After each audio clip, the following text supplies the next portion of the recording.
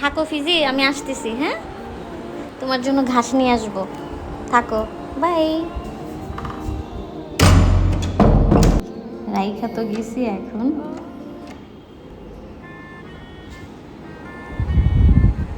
Fiji চলে আসছি,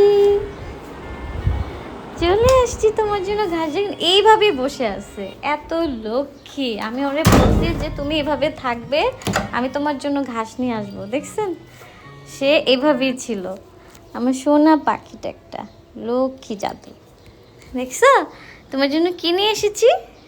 হ্যাঁ, ঘাস নিয়ে আসছি। খাও খাও।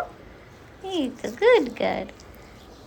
দাঁড়াও, আমি একটু ধুয়ে নিয়ে আসি, ওয়েট করো। এই যে ধুয়ে নিয়ে আসছি না।